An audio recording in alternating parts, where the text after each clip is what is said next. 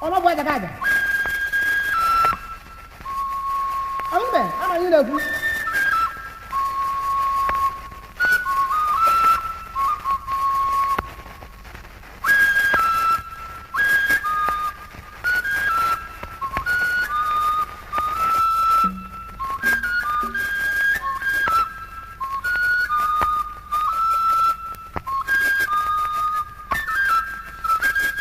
Igbo ndị njeje mba ndewo na ekele nwoke ekele nwaanyị ya dịrị onye ukwu dịrị onye nta mma. Igbo sị eme nwaanyị ka emere ibe ya obi adị ya mma.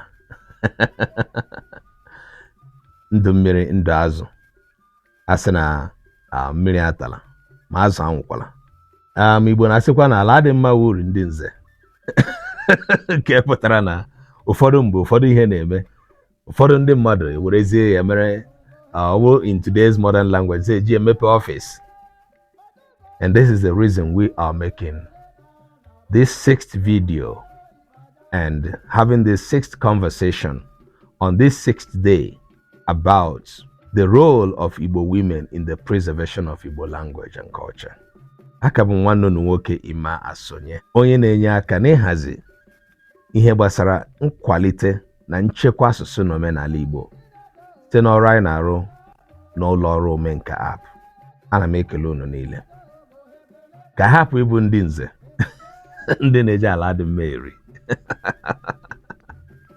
Gịnị bụ ala dị mma na-achị ịrụtụ aka? Ụnyaahụ ewelitere m isiokwu nke gbadoro ụkwụ na ụmụ nwaanyị Igbo ugbu a, today's Igbo woman, the modern Igbo woman. Kedu oke na ọrụ ha n'ihe gbasara ichekwa obekwalite asụsụ na omenala Igbo? Today's Igbo woman is not insignificant. The modern Igbo woman is not in any way diminutive, but rather the modern Igbo woman should be that modern, diversified woman, rich in the cultural knowledge, always ready to pass down the same cultural knowledge to the children. Ajụjụ nwere nke mbụ bụ kedu uru ọ ga-abara nwaanyị ịmụju ụlọ mana enwe nke bara uru? Kedu uru ọ ga-abara obodo na nwaanyị mụjuru ụlọ mana enwe nke bara uru? Mana ogologo abụghị na nwa m etoole.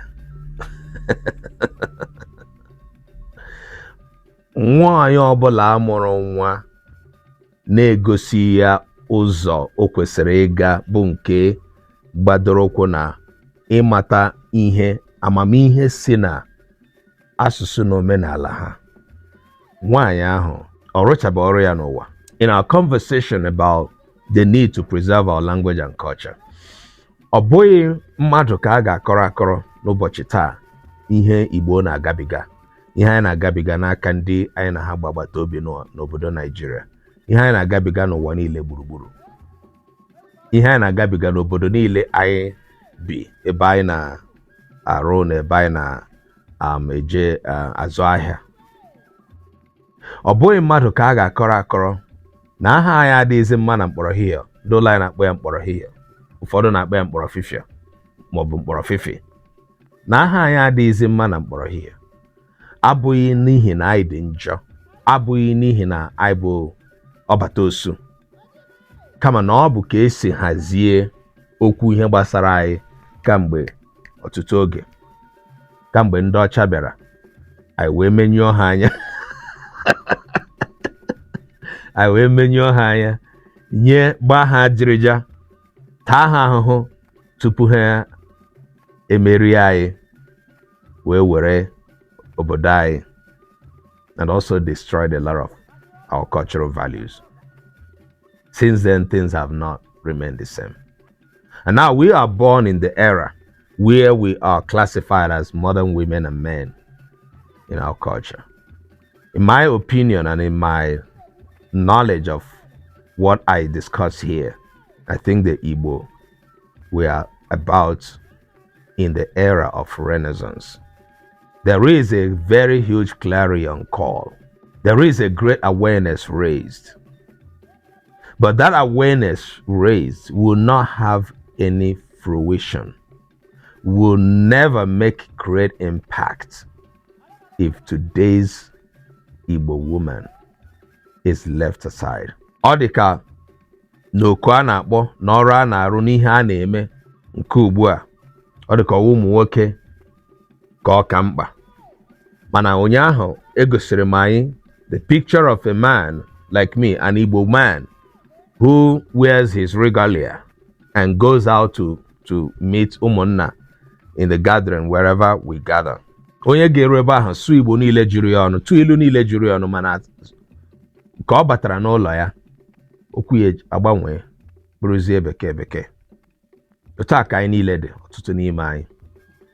Mana ihe mere ihe a ụmụ nwoke na-eme ji wee na-aga n'ihu, why they succeed and why the impact keeps sustained and it is so terribly bad on all of us, is because the women more than the men are the ones not doing their duties. Ọ bụrụ na dịka m kwuru na mbido mkparịta ụka anyị, ọ bụrụ na a ga-akọ nwokorobịa nwoke ọnụ na ọ maghị ilu atụrụ ya, n'ihi na atụrụ ilu kọwara ya, wee sị ya na ego eji lụọ nne ya lara n'iyi. Ọ bụrụ na ọ bụ nne ka a ga-akpọ aha, o kwesịrị ka ị mara mkpa ọ dị na nwaanyị bụrụ onye hụrụ onwe ya dịka onye nwere ezigbote ọrụ ịzụlite ụmụ ya n'ụzọ amamihe nke omenala na njirimara obodo ha. Our men can go out all the way. If the woman is back home doing her job, the man's absence in this collective effort in enculturating their child, the woman's role in doing this will have all the impact it should have. I know in terms of family, we are expected to work together, man and woman as a couple. When one is lopsided, it's a little bit more difficult. Mana ebe ọ na-aka njọ bụ ọ bụ na ụmụ nwaanyị bụ ndị na-enweghị mmasị.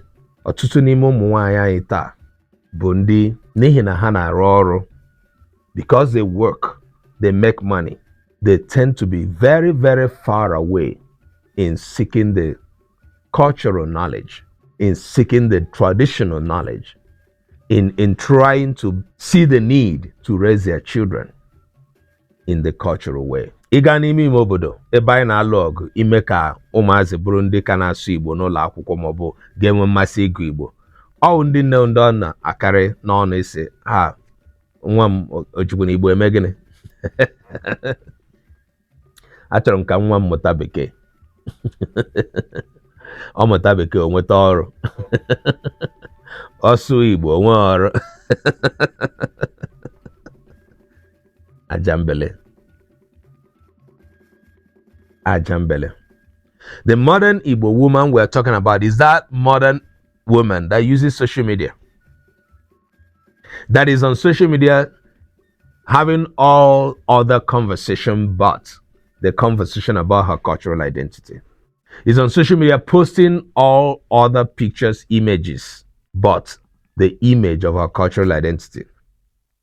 Even if they are the ones that still dress like Umuwanyi Igbo, even if they are the ones that like to post their pictures where they are dressed in the cultural way, it still ends there. The modern Igbo woman is that woman who uses the internet, who searches all other topics and subjects with regard to her job, with regard to her academics, without caring about the knowledge associated with the language and culture through which she was raised. Why is that so? It is so because today's modern Igbo woman was also born outside of Igbo land. Damuru na Lagos.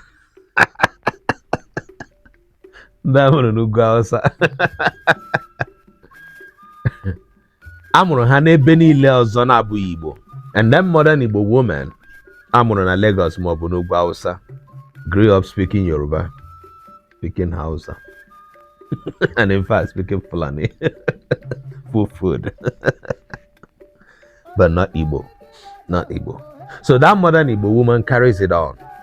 I have been opportune to counsel and talk with young Igbo people today. The only thing you hear from them, yeah, my parents did not teach us. And the sincerity about it is, yes, that young person whose parent did not teach, I do not blame you. That's not what we're doing here. I will unequivocally blame the parents. And the parent will say, oh, because well, as far as the knowledge we share is concerned, as far as the urgency of what we are talking about is concerned, no mother has an excuse. You can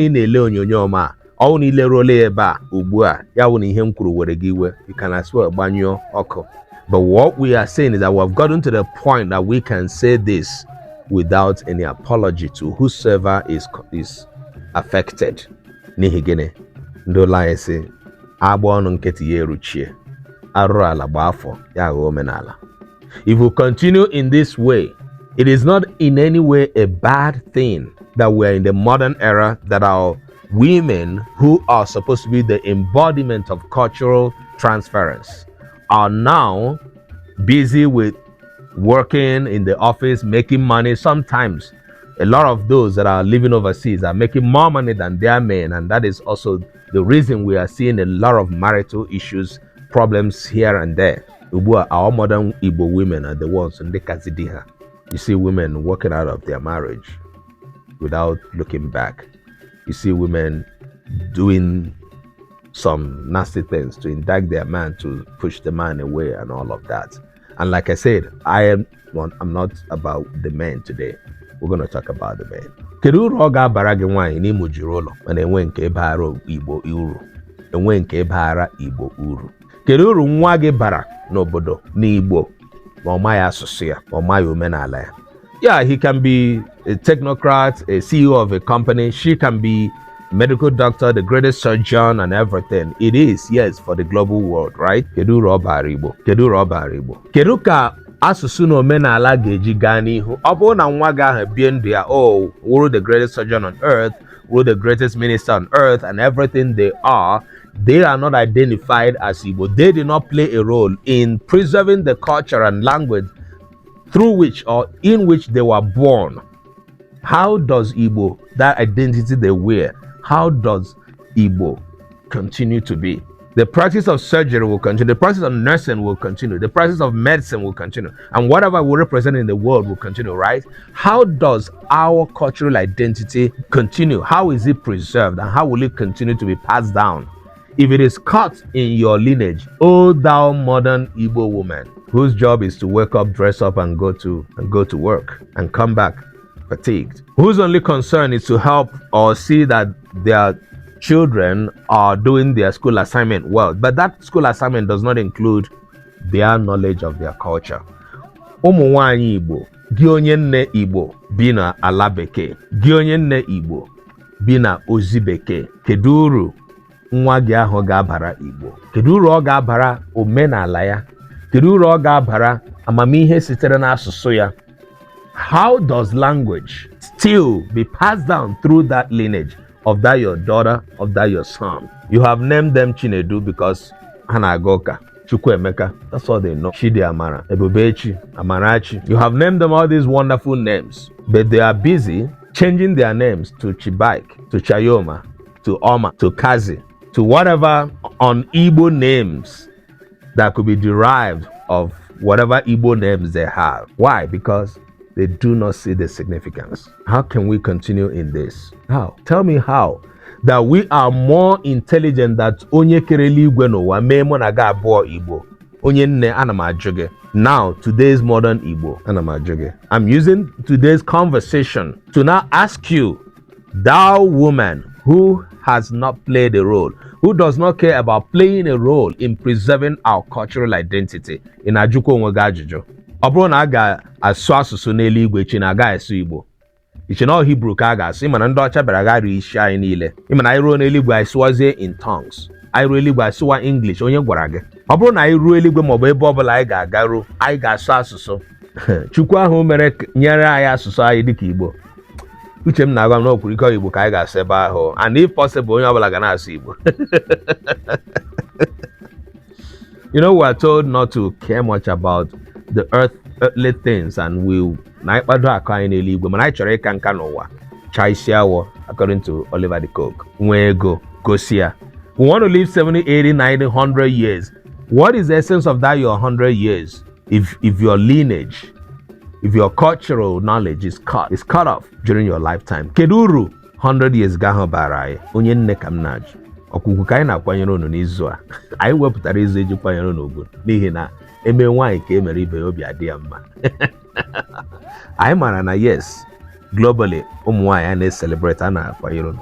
But as we are doing this in our own little efforts towards the preservation and promotion of Igbo language, we are trying to conscientize us.